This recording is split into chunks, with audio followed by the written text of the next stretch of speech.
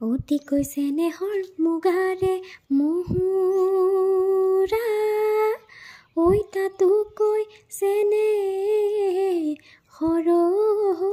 মাকো তাতোকৈ চেনেহৰ ঐ বহাগৰ বিহুতি ঐ নানাচি কেনে থাকো। সকলো অসমবাসীলৈ মোৰ ফালৰ পৰা আৰু মোৰ পৰিয়ালৰ তৰফৰ পৰা সকলোলৈকে নতুন বছৰৰ শুভেচ্ছা জ্ঞাপন কৰিলোঁ। লগতে ৰঙালী বিহুৰ আন্তৰিক শুভেচ্ছা আপোনালোকক সকলোকে জ্ঞাপন কৰিছোঁ। সকলোৰে বছৰটো ভালে কুশলে পাৰ হওক। আজি ৰাতিপুৱা এয়া মাছ ধৰি আনিলে। কি হয় এইটো? আজি খাবা নেকি? আজি হৈছে গৰু বিহু আৰু আমাৰ পুখুৰীৰে আটাইতকৈ ডাঙৰ মাছটো আজি ধৰি আনিছে। ইয়াৰ ৰাতিপুৱাই বৰালি মাছ ধৰিলে আৰু তাৰপিছত বিহুৰ দিনা এনেকৈ মায়ে পাপাক সেৱা কৰিলে আৰু তামোল দিলে। পাপাই আশীৰ্বাদ দি আছে এয়া দেখিছে। আৰু আমিও ভাইটি মই আৰু মানুহজন গৈ পিনি বৰ্তাহঁতৰ ঘৰত খুৰাহঁতৰ ঘৰত তামোল দি আহিলোঁ। এইফালে মাছটো পাপাই কাটিবলৈ লৈছে আৰু বহুত ডাঙৰ মাছটো আচলতে 3.5 কেজিমান ওজনৰ হ'ব। আৰু এইটো আমাৰ ফিচাৰীতে আচলতে আছিলে, বহুত দিনৰ পৰা ধৰো কৰি আছিলে, কিন্তু আজি যিহেতু গৰু বিহু গতিকে লৈ আজি ধৰিলে।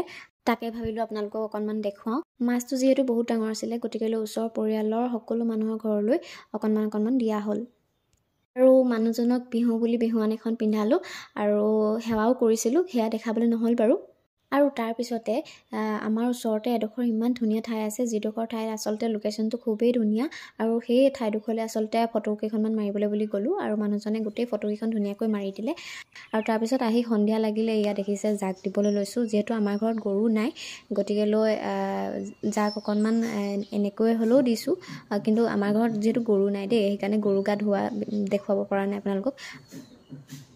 মাখিলতী যিহেতু এনেকৈ ঘৰত এনেকৈ মাৰিলে মাখি যিহেতু নাহে বুলি কয়, তো সেইটো কাৰণে মানুহজনে এনেকৈ গোটেই ঘৰখনতে মাখিলতী দৰ্জা মুখে আঁৰিলে। আৰু সন্ধিয়া হ'লত এনেকৈ মই পদূলি মুখত ধূনা দিলোঁ। যিহেতু ঘৰৰ ডাঙৰ বোৱাৰী গতিকে লৈ এই নিয়মখিনি আচলতে শিকি লৈছোঁ, আগতে যিহেতু নাজানিছিলোঁ। আৰু তাৰপিছত মাৰ লগত এনেকৈ গোঁসাই ঘৰত চাকি এগছ জ্বলালোঁ। আৰু তাৰপিছতে বোৱাৰী যিহেতু জেং বিহু ইয়াত আচলতে খুবেই প্ৰচলিত, আৰু সন্ধিয়া লগা গৰু বিহুৰ দিনা যিহেতু বোৱাৰীসকলে জেং বিহু মাৰে, তালৈ বুলি লগ ধৰিলে মায়ে।